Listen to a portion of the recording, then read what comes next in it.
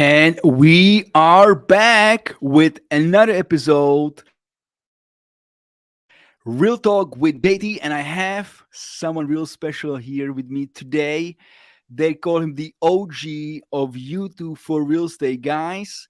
He has almost 15,000 subscribers on his YouTube channel, 50 plus million in sales, pretty freaking incredible, and over 2.2 million in views. The one and Wow. only, they call him the granddaddy of YouTube in real estate, Jeremy Knight. I like that. The granddaddy of real estate. I appreciate that one. Or Yeah, my man. yeah, I like that. How are you? I am doing great. Thank you so much for taking the time. I know you're always busy traveling and educating people on the YouTube stuff and taking the time to share some knowledge with the viewers. I appreciate you, Jeremy. Well, Thank thank you. you. Thanks for having me. Thank you so much. So, who is Jeremy besides, doing a lot of video content and taking it to the next level? What else do you do besides selling real estate? Man, I support a lot of people that are particular agents that are trying to up their game in YouTube and figure out how to get more business at a much more cost-effective pace. That's really why I started my YouTube channel. It's why I focused on YouTube so heavily, is I wanted something that was going to be evergreen. So I spent a lot of time helping agents with that. When I'm not doing any of those things, I'm a baseball dad doing baseball. It's raining today, so hopefully, fingers crossed, we still have a game tonight. And on the typical Tuesday or Wednesday, I'm playing some pickleball and then doing some podcasts with my main man, Ian Williams. So that's me. That's me in a nutshell, man. Selling real estate, slinging some live streams, coaching some baseball, and smacking some pickleballs. I love that, man. I didn't know you playing pickleball. It's funny enough, when Ian was in New York in March, we actually went to play some pickleball. I think it was his first time, man. Oh yeah, I'm all over it. I'm pretty much going to turn pro in the next week or two, so we'll see. Good. But where's everybody tuning in from? We got Josh Kellerman in New York. What's up? Where's everybody coming in from? I want to hear What's up, everybody. I want to see what's Josh? up. Let I us want to see know what's where you up. from. Put it in the comments below. Let There us we know go. who has a better beer, me or Jeremy. Uh, that's gonna be a tough one. I'm definitely gonna go with you. I still have a baby beard. I'm working on mine. Get the Abraham Lincoln beer on. It's Yeah, I hard. see It's that. hard to beat.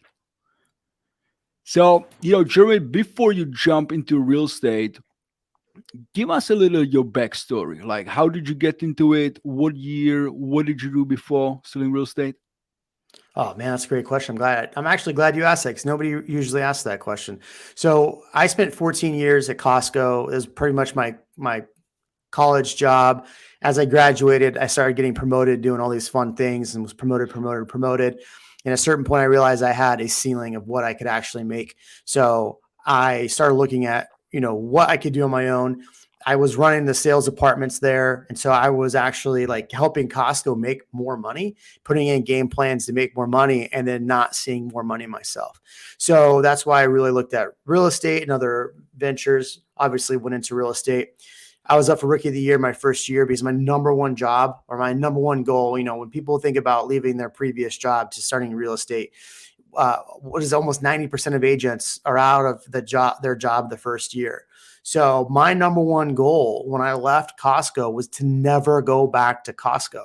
A lot of people give them an out. Oh, I'll go back and do this if I have to. I'll work part-time. I was not doing that.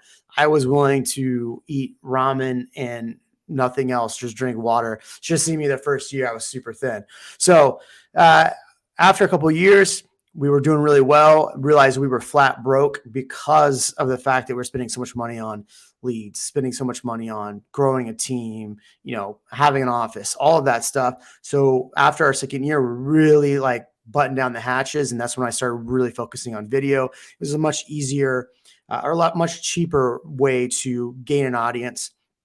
So we went that route, and then, man, it's been over the last, especially 3 years, it's been out of control, busy. Obviously, the pandemic helped us a lot here in the Austin area, but on top of that, I'm still crushing the YouTube. We're still getting leads daily, so it's been fun over the last 3 years for sure.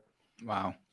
And how long ago did you get into YouTube, and how long ago did you get into real estate?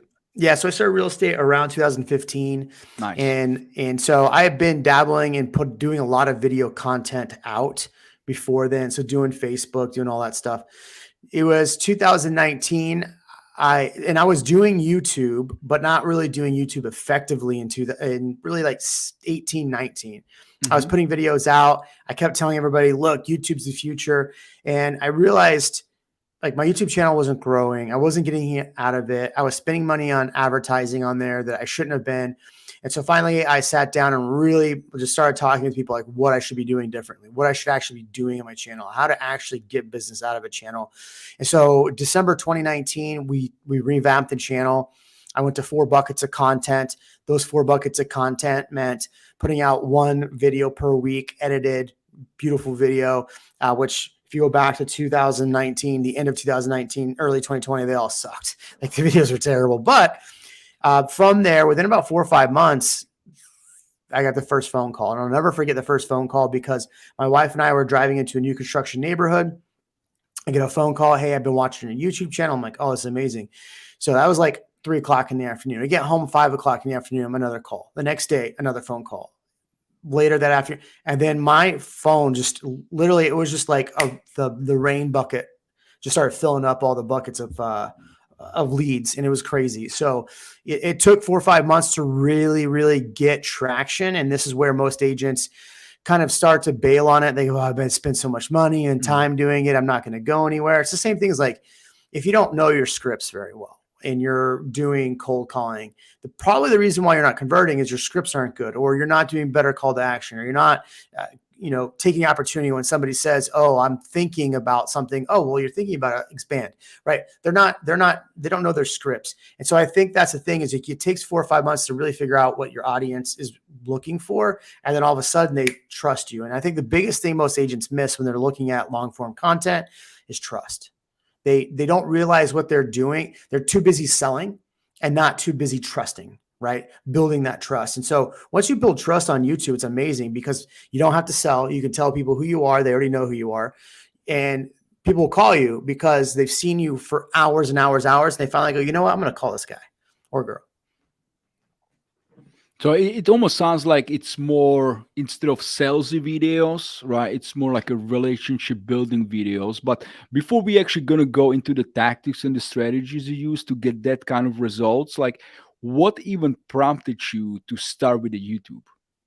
Well, I looked at, so, back in the day, everybody was doing Facebook Lives. So they do these Facebook Lives. Look at my new listing. It's amazing. Hmm. Or they'd post something on Facebook. Look, I did this. I go back and I think about like Bob Tompkins, right? Bob Tompkins does this amazing video about Old Town Road or whatever. And he gets Facebook famous like crazy on there from it. Amazing video, did a great job.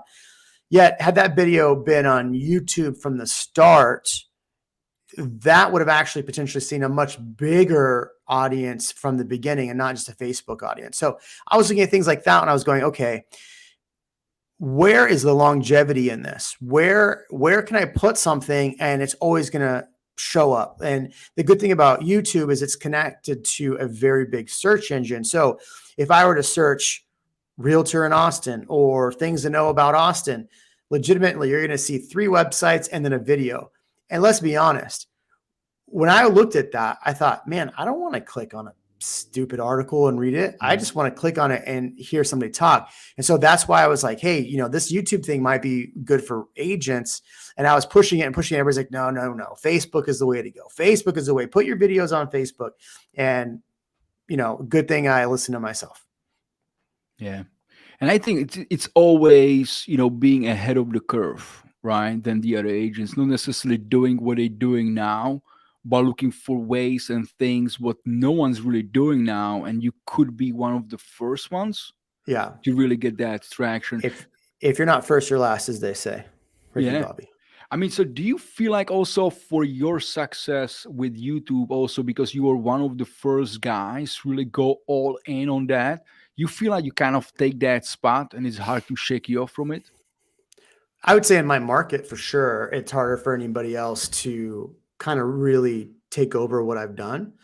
But if you're in another market, like here's the thing, and I think this is where agents go, okay, there's another big agent in my Mm. market, I might as well not do it.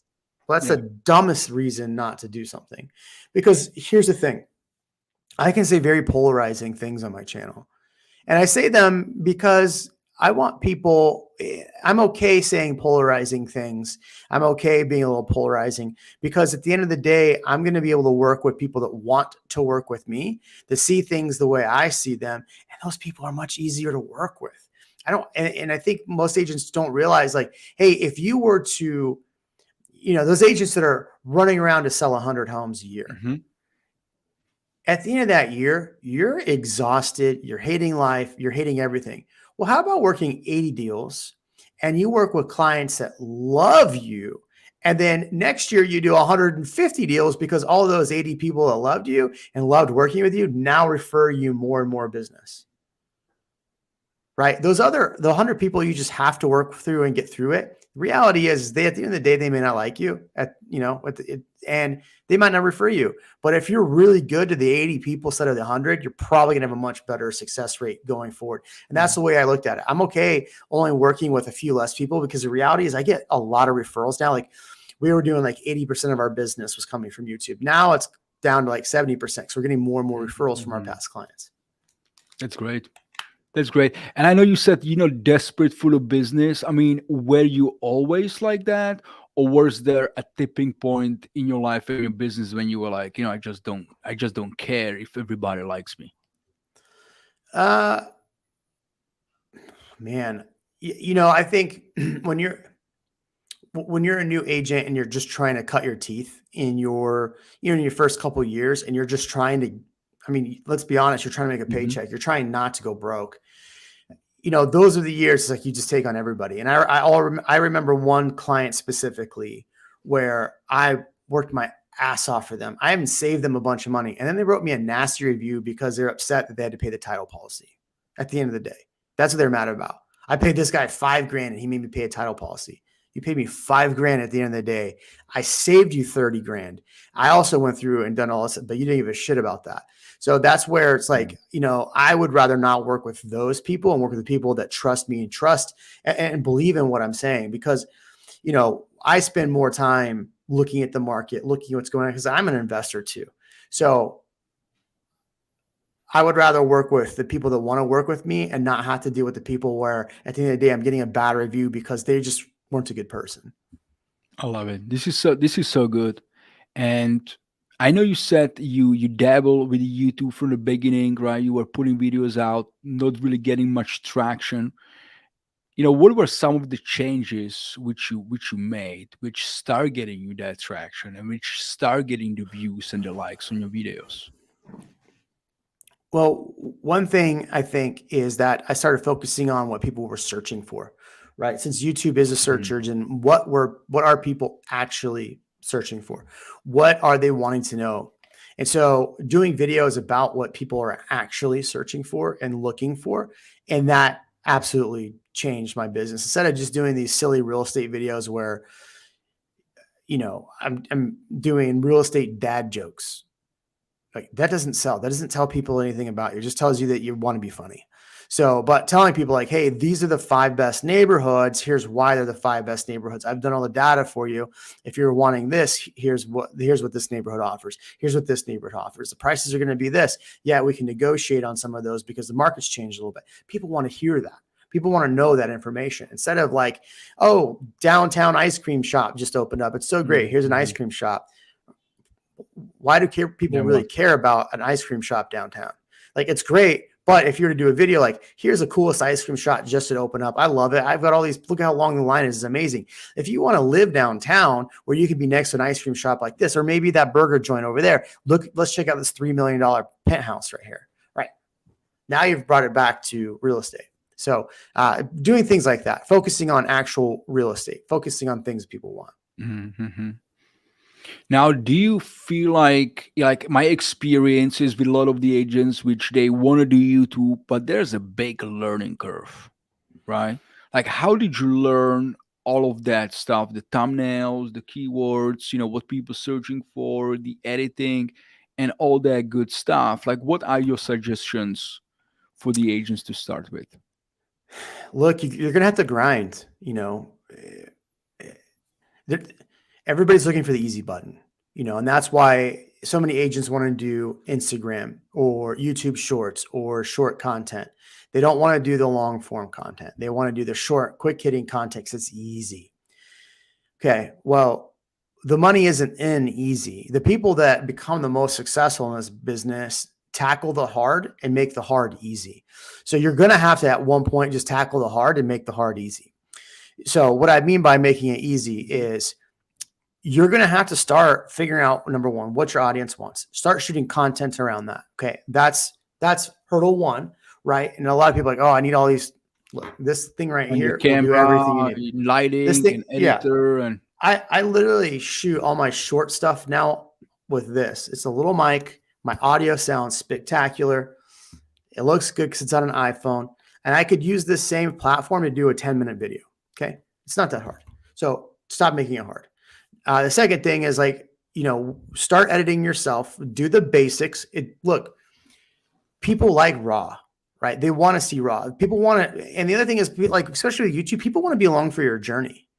That if you think about any of the big YouTube channels that are out there, what is it that attracts you to those YouTube channels? It's the journey. It's what they're doing personally. It's all these other things. So bring people along for the journey. They want to be along for the journey.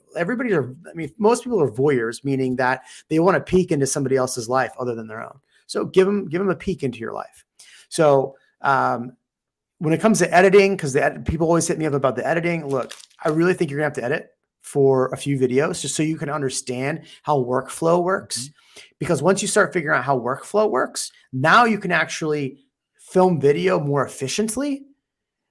And once you film video more efficiently, it ends up costing you less because your editor when you go finally pay for an editor, it actually costs you less because the editor's workflow is faster than what it would have been if you just gave them this bejungled thing without really a good timeline, without all the information, and then you had to go back and get them information. If you literally timeline something out and then go film it that way and know, okay, the edit's going to look like this or this in my head, and you get it to them, the editor's like, oh, cool, I know what you want. I can take care of it. So it's just, you're going to have to grind. I mean, real estate's not easy. Everybody thinks getting a real estate's easy. I want the paycheck. I want to drink champagne and caviar and just sit back at the club. All right, well, that's not real estate. That's going broke. Yeah. And now when you dive into YouTube, right, was it like the one source of your business, or were you dabbling with expireds and geofarm and different things as well? Or were you like all in on YouTube, forget about everything else, let me just master this? So the beginning of my business was all like cold calling. That's all I did was cold call. And at a certain point, it can get frustrating cold calling. And then you get busy. And so then it becomes harder to prospect. So I wanted a way that I could continue to prospect without having to be on the phone all day. And that's why long form video that is searchable, that is evergreen, stuff that you can put into blogs and send to your past clients, stuff that you can put in an email to your database, something that somebody comes into your website, they get a video of you. All of those things are good reasons to do video and to do YouTube, because now you have it all there. I mean, do you think honestly in today's day and age, I remember, Tom Ferry used to tell me back in 2008, John, you got to do more videos, right?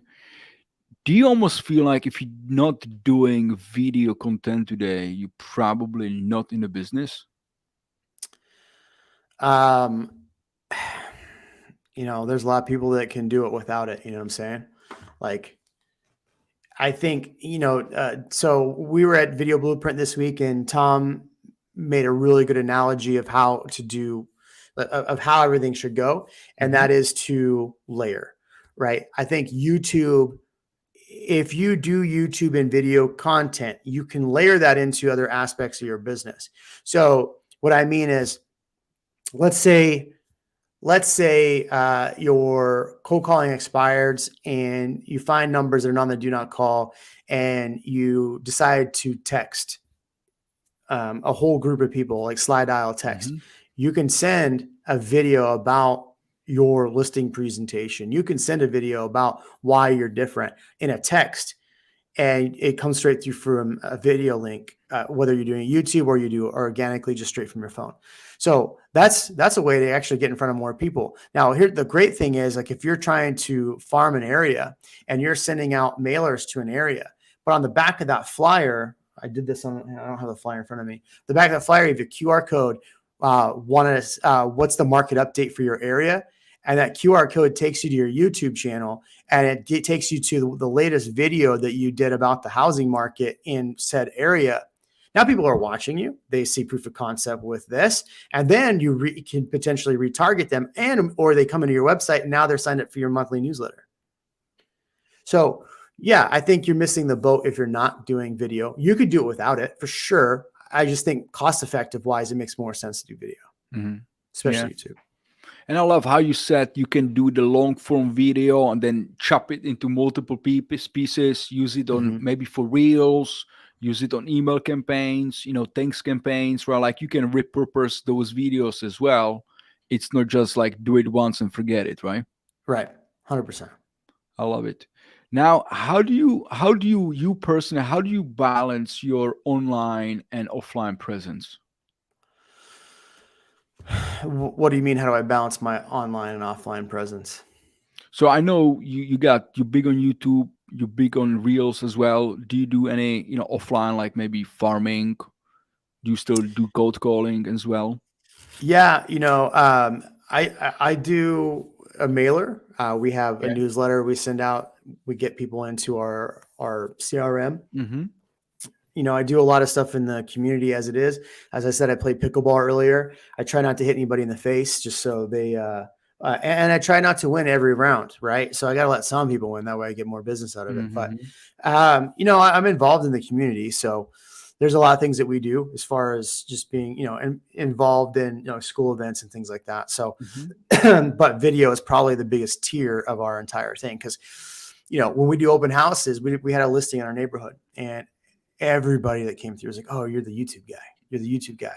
Because I had taken our video of that listing, put it in the Facebook group, targeted people through Facebook. And then I said, "Hey, if you like this video, there's more on my YouTube channel." So now I have people in my neighborhood coming to my YouTube channel.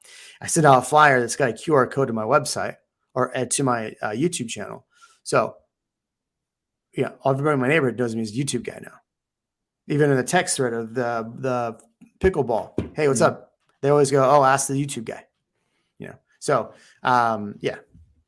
So let me ask you, so are you thinking of sending some of the traffic maybe to your website as well, where you can generate some more leads and actually capture those people instead of sending them to the YouTube? Or what is the game plan with that?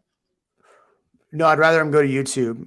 Okay. I'd rather them go to YouTube, because what happens, all my information's on my YouTube channel, my website, all of that stuff. I'd rather that, and we have a call rail phone number set up on there as well. So what happens is people that are on YouTube, they find the number, they see the number, and they call the number, or they email me directly from there, or they do go into my website from there. So I'd rather them see the YouTube channel so they can see. Now, yeah, I could. So those other markets. So I did one card we sent out. I had a market update, and I had done a video, and I put it through to the blog on our website. So there's that too. Yeah. Now, what are some of the challenges? Because more and more people, they're jumping into the YouTube game. What are some of the challenges you do foresee, which you're going to be faced with? Well, I mean, I'm not really worried about more people jumping in, because again, like I said earlier, you're going to attract your people, and people are going to come to you for what you're doing. So I don't really think that I think there'll be more competition at the end of the day. You might, but at the end of the day, like, you can promote and help people in your sphere and I know this is wild to think about, but we're at a brokerage that is all about collaboration at Real Broker. And so I have agents in Austin that I'll bring on my YouTube channel and ask them what they're doing in their business. Talk about, I mean, you see it. I have a live stream once a week with Ian Williams. And Ian Williams, if you want to say he's a direct competitor in my market, well, he's in my downline at Real. I help him out. It's a collaboration. I'd love for him to come on my channel, because the reality is like, people will watch your long form content and come for you. If you bring other people on, they like the differing opinion, but they may like go off and go work with that person for sure. But if they're coming to you as as the source, you are the news channel. You are the channel that people are coming to. Yeah. No, I agree with you. I think competition only makes you better, right? Now, do you see any changes in terms of like the algorithm or in, in people how they search for stuff and what they search for stuff on YouTube, and then you have to adjust how you make those videos? Yeah. So there's a question in the comment here from Josh about how do you find what people are searching for. There's several different programs you can use. You can put in top keywords for Austin or whatever area you are. What I do a lot of times is I'll go into like Facebook groups where people are posting about questions they have about the market in that area, Hmm. and I just see what questions they have. I try to stay with 4 buckets of content. So I find newsworthy information about Austin as far as things that are coming to Austin, happening in Austin. I talk about new construction, what's happening with new construction. I talk about the suburbs, the places to live.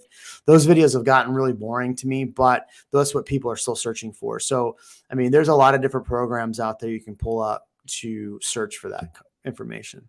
And so, why did you pick those buckets specifically? Well, we do a lot of new construction. So, in your So, it's area yeah. specific to you. You guys Yeah. have a So we do a lot of new construction lot at the of new time, especially okay. in the housing market. We were seeing a lot of builders do a lot of shady things. So people have kind of a resentment towards builders. So we Hmm. talk about some of the things they're doing and not doing. Um, the other thing we talk about is just newsworthy stuff in the Austin area because people want to know if something's going to actually like help or hurt them in their as far as pricing goes and things like that. This company laying off 3,000 jobs doesn't necessarily mean it's going to hurt Austin because we're only seeing maybe 200 jobs of those 3,000 being laid off. Or, hey, we're probably going to see more homes hit the market because unemployment went from 2% to 3%. Let's talk about why they would, and then where the places that are going to be hit hardest. That information is not easy for us to come up with. And that's why people come to us as a knowledge broker, really, because if you're doing the due diligence and going, okay, there's in our market 10,000 homes on the market, 4,500 of the homes are new construction. Oh crap, there's some information that we can look at there. We can dive into this a little bit more. Call some builders. Hey, I noticed that there's 4,500 homes on the market. What's it look like in your neighborhood? Hire an assistant to go call. I mean, that's what I do a lot of times. I'll have my assistant call all the new construction areas and find out like what the builders are saying. And then I'll go, hey, here's what the builders are saying.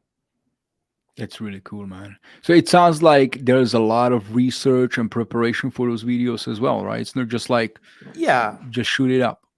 Yeah. I mean, a lot of times I'll sit and look at the Austin Business Journal and see what's happening in there. Everybody's got a business Hmm. journal. So, the other thing is like the business journal is going to report on neighborhoods being built like that are further out. So you can already start talking about those neighborhoods. Hey, look, so there's going to be a new neighborhood here. They're going to do this. This is going to be amazing for this. If you're looking for this, hey, if you want more information, and then you can just get in touch with the builders, and builders are already going to be excited because they're talking about their community, right? So builders or whatever, if there's a new water park going in, hey, there's a water park going in this part of town, which is cool because it's going to bring more people to this local area, which means more tax dollars are coming into this local area, which means that they're going to be able to build better roads. They're going to be able to build this. They're going to be able from all the tax revenue coming in. So this area should see a lot of growth from this. People like that information, right? And this is all stuff that as an agent, you should be looking at anyway.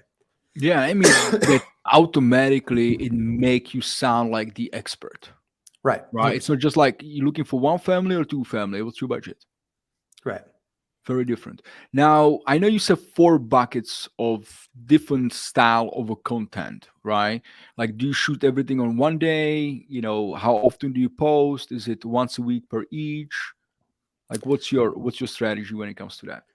Yeah. So my regular content, I put one video out per week. I also Mm. have a live stream that we do once a week. Like I said, I do with Ian. And so that's on the channel. I'll cut clips from there, put clips out when we shoot that. So all of those things are helpful.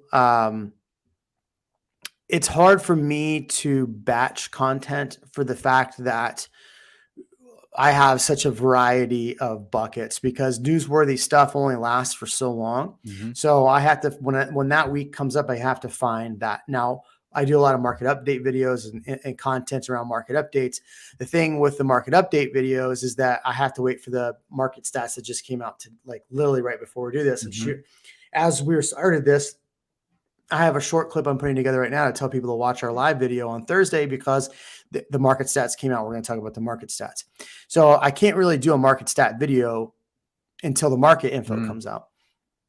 So there are times where you can't, it's hard to batch, but I could do, if I wanted to this week, I could shoot a whole video about communities and areas and places to look to buy and put that out 3 weeks from now. Now I don't have to do a video that week. I can focus on doing short content that week or something like that. Hmm. So I try to batch as much as I can, but for me, it's a little bit more of a challenge because more of my stuff's a little more relevant. Yeah, no, that makes sense. That makes 100% sense. Now, you said you do the live one as well. What are the difference if you do a live video which you stream to your YouTube versus if it's pre-recorded and you just posted it? I don't like to do so I like the live stream videos because you can interact with the people in the Hmm. chats. Like Josh is on here, so we can chat with Josh. Josh can ask questions. It makes the video more entertaining. People feel engaged. So, because the reality is, this video is not just you and I having a conversation, it's Hmm. people watching it. If you record it and then put it out as a live video, you're not going to have that same interaction. And so, the people that watch my channel enjoy kind of talking smack. Like, Hmm. my people will give the so sometimes we'll bring on a guest. My people love to harass the guests. I'll tell people right off the jump, like, hey, look, don't be offended by people harassing you in the comments. Like, just take it with a grain of salt. And then I'm like, and you can barb back and forth with them. I had Byron Lee Zine on, and Byron's going after people in the comments. So I'm like, oh, well, how's the basement you're living in? It was fantastic. So it's, it's good for that, That is so good. Just keeping it real, basically, right? Yeah. Now, with the YouTube and the YouTube Shorts, are you doing a lot of YouTube Shorts as well? Not as much. I'm in the process of finding somebody that can do shorts for me. It's just, for me, it's too much to edit. It's too much to try to stay consistent with. So, and like reels, I think the content you do for reels is totally different than shorts, like two different platforms. So I have to do more YouTube specific shorts. I think shorts are definitely a way to get short. So let's Subscribers say, to the channel, or it's a way to get more subscribers and to build your audience. And I think just people need to know, though, what happens is you have people that do just short content. And they put all the short content out. And then so when they do a full long video, people are like, what is this? What am I watching? Hmm. So if you're not doing full long video where people could come in, like I love watching those videos, like your boy lives there in New York, Andrew Schultz. I love watching the clips that they put out from their Patreon podcast. What I love even more is when they put those reels together or shorts and they put those shorts out, because what will happen is if I'm watching that short and there's something really funny on there or a topic that's interesting to me, now I'm going to go watch the clip. And I may like watch that full clip and go, oh shoot, this is really good. Let me watch the full video. And then I go watch the full video. So if you put out a clip from a long form down to a clip, down to a 30 to 45 second short, now somebody may click on that short. Now they see the 8-minute video and then they watch the whole hour and 20-minute video. You've got a subscriber from there. And YouTube's going, man, people are finding this video friendly and they like this video. So let's find more people like this guy to put this video in front of. So that's just the beauty of YouTube, is it's going to try to find your audience for you. Yeah, and I think the difference is they still on the same platform, right? It's not like they have to go to different platform to Right. find the full video too. Right. And you're really shooting just one long form video and getting like 3 different style of videos out of it versus Right. shooting 3 different ones. Right. So this is so good. Now, what are some of your personal challenges? Because I know your business is blowing up. You're getting a lot of business at all times. What are some of the growth pains right now you're experiencing in your business? Yeah, I think the biggest growing pain that I'm facing is that I find my content stale because it's just the same thing over and over again. Mm-hmm. And I've been doing it for 3 years straight. And there's ways I can continue to grow, but I'm also pulled in a lot of different directions. I do a lot of agent attraction with Yeah. Real Broker. I do events constantly. So the fact that I'm flying out to go do events in New York or so it becomes a lot harder to want to, when you're being pulled in a lot of different directions, it's harder to continue to focus on that content. Now, when I wasn't traveling all over and I was just focusing on YouTube, I was reading every comment and commenting on every comment and getting annoyed with people in the comments, So I think there's a give and take where you have to kind of shut down the comments every now and then and just not pay attention to them and kind of just, get yourself back together, because it's a grind. It's not easy. Just like real estate, it's not easy. Yet I could stop doing YouTube right now and I'll have leads for the rest of the year. It's incredible. So I mean, you always gotta adjust. And I had a similar conversation with Ian, the other day, because he also does a lot of traveling and he can be shooting, new content for those reasons, right? Yeah. Well, that's content too, Right. right? Because you got to be promoting yourself as the educator, and you got to show people, in the world, what actually Jeremy is doing. Like, you were in New York, you were in El Paso, you were in Houston, last week, right? Like, you guys traveling a lot. Yeah. But sometimes if you don't capture, those moments, people are not going to see that as well, right? Well, again, you're talking about different audiences too. Completely. So that's where you have to be very careful about what you're doing. And I actually had this conversation with Ian yesterday. So when I'm putting out video content for YouTube, if I'm putting out content about me talking at these events, my audience doesn't give a shit about that. They want to know about homes. They don't. In fact, they may not like that I'm around. I'm out on the realtors. Doing the realtor thing. So you have to be careful about what you're posting on there. And then on Instagram, what is your audience on Instagram? And I think this should be the biggest takeaway for anyone, is that know your audience and what your audience wants. On Instagram, I put out a lot of content about real estate in general in Austin. But I also attract from there. So I have to have a really good balance where I'm doing 4 real estate videos to 1 real estate agent video. Because once you saturate your audience and change your audience from, if you're just out talking all the time and doing talks and posting that, unfortunately, the people that come to you for real estate are going, well, this guy isn't really sell real estate. They just are a public speaker. They might be fine with that. So you have to learn how to thread the needle and know where your audience is, because like the thing with Ian, when we came up with how he's doing his content, we said, okay, for every 4 videos of real estate, Monday, Tuesday, Wednesday, Thursday, those days all need to be about either a home, backflip, whatever. For short, we're talking short content here on Instagram, right? But all 4 of those videos, and then Friday you hit them with why aren't you joining Real Broker? Now, what happens is you have 4 videos that a consumer is going to want to watch. And the great thing is real estate agents are watching these 4 videos too, because they want to see what they should be doing in their videos. And what happens is if you're in real estate, Instagram is going to keep forcing more real estate agents into your feed. And so if the agent's watching that and then sees the Real Broker thing, then they're going to be like, oh, this guy's a Real Broker. And guess what? Ian's doing a great job capturing people that want to learn more about what he's doing. And guess what? Because he's doing these 4 videos, these agents are sending him referrals. And these 4 videos that per week that are about real estate, the real estate consumer is going, oh, this guy sells real estate. Oh, he works at a cool brokerage. That's what they see. Oh, look at this. He works at a cool brokerage. People should join that brokerage. That's cool. But I just watched all these other 4 videos.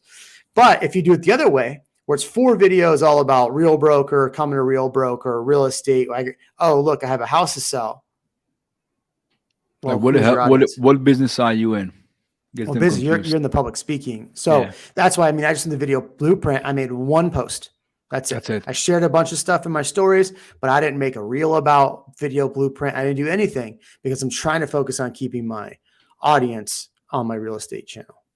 Now, for the YouTube, did you consider, opening up another channel, which is maybe just, for agents content? Yeah. So I have agent content creators. Okay, Agent content creators is my second channel. I haven't posted on there as much because takes time. it takes time. Yeah. I have one editor who really can only edit one style. And if I had him doing this other stuff too, it wouldn't be right. So because I don't have another editor, I just don't spend as much time on that content. I love that. Now, what were some of the biggest mistakes?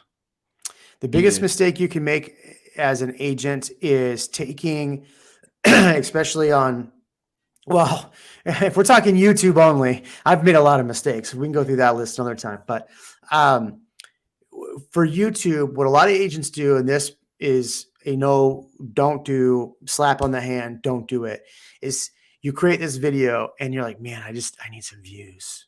Oh, I need some of those sweet, sweet views.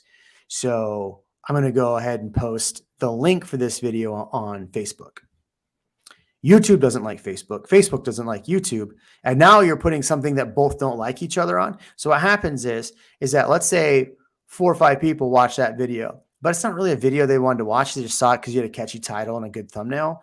And then they watch it. Well, they watch 30 seconds of a 8-minute video and then they bounce out. YouTube goes, well, this video must not be very good. People are leaving 30 seconds in. Okay. So now you're hurting that video and then you're hurting your channel. The opposite would be to just upload that entire video organically and go, hey, if you like this video, I have more videos on my YouTube channel. Here's the channel link to my channel. Or you do a 10, 20-second clip of that video, a short, if you will, and you say, hey, for more videos, check out my YouTube channel. They can click the YouTube channel, go to your channel, search around your channel for a video they may like more, click on that video, and then they watch the full video, which YouTube goes, oh, well, this person liked that video, which means that let me start putting more of those videos in front of their feed. And that's why I say do 4 buckets, because if their one bucket is just property tours and they watched a property tour video, guess what YouTube's going to do? It's going to recommend you more of your property tour videos. Mm-hmm. If they came in because you gave news, maybe they're going to want to watch more news or because they came into the market. So that's where you got to keep 4 different types of content. So people will have 4 different things to watch. Now, the other thing I see a lot of agents do is because they want those sweet, sweet views, they make content for realtors. Because in our Instagram feeds, guess what happens? I post a video. John says he likes it. John sees more of my Instagram videos. And I go, well, John liked my video, so I need to make a video that John will like. Well, John is not buying homes with me.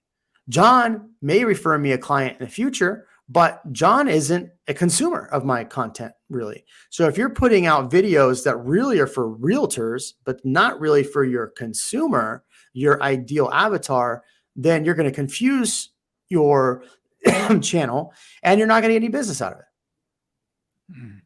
And that was the 2 big things that I was making mistakes on. I mean, and again, you said it, really knowing your audience, right? Like, what are some of the ways you can get to know your audience? If you already have a couple thousand followers on Instagram and, a few hundred on YouTube, what is a good way to really figure it out, what they want to watch and what type of content you should be producing then? Well, ask your audience. Right? What is your audience liking? You're not just everybody, oh, what video should I be putting out right now? It's not one video that's going to get you business. It's the whole Rolodex of videos that are going to get your business. So interact with your audience. See what your audience wants. Ask your audience, hey, what do you think about this? Have you seen this? What are you facing here? Go on to Facebook and post like, hey, write a Facebook post. Hey, I'm doing this video on YouTube. What do you think? And the funny thing is that now you can take their comments and put that in the video. So interact with your audience. On YouTube, we have a community page. So I'll put questions or polls on my community page all the time on there, Mm-hmm. and it tells me. I'll say to people like, "What concerns you most about Austin?" And it's like the homelessness, prices, affordability. I just hate allergies, right? Well, cool. Now I have a whole video about what people actually care about right there. Hmm. So if 90% of people are concerned about the homeless problem in Austin, well, let's talk about the homeless problem. Oh, Jeremy, you can't talk about the homeless problem in Austin. Yeah, sure I can. Do whatever I want. It's my channel. Yeah. And it is so good, right? Not trying to be politically correct as well in today's Well, day and yeah. age, right? Yeah, I mean, don't go out of your way to offend people, but Of correct. I course. mean, yeah, Yeah. yeah. People. It's amazing that we live in a time that people will chastise you and love you for the same opinion. Hmm. Yeah, pretty crazy, man. Now I know you said with the buckets, right? So do you have like a playlist for the buckets on your YouTube? Yeah, so each one of my things. So new construction has a playlist, Mm-hmm. market update videos, Austin news. All of those things are playlists. I love that. And so I love the tip you said. If you're sharing the link on your social, don't share the link to the video, but share the link to the channel. Correct. So when they go to your channel and they click on any video, YouTube will not punish you that they're coming off of social media, but they will actually reward you that they're clicking on one of your videos. 100%. Because the reason why is if somebody comes in and only watches 30 seconds, now you're no, no, no. But if you do the same thing and people watch that video, now they're just going to push that video, like more of that content in front of Hmm. that person, right? So, and then now YouTube's going, okay, well, this type of person profile, like this video, let's find more of those people. Because the one thing, and here's what everybody really needs to understand about YouTube, is YouTube just like any platform, wants people on their platform. Like So not just to watch the video, but stay as long as yes, possible. yeah, because they want to sell you ads, right? They Mm. advertisers want to advertise to you. They want to keep you on there as long as they can. So if you start watching my content and you're a specific person in a specific area, YouTube's going to start recommending my video to more of that type of person. So this is where I think people miss the boat when they want to run ads and all that stuff, is like, for free, people are giving me, or for free, YouTube is finding my audience. I'm not having to pay for it. And I think that's a mistake some people do when they do paid. Now, there are people that pay for views. There can be benefit to that. Yet you're messing with the algorithm. You're telling the algorithm, I want to put this video in front of these people. And then YouTube goes, okay, fine. I'm not going to try to figure out where to recommend this video. You're doing it for me. Mm-hmm. Yet, we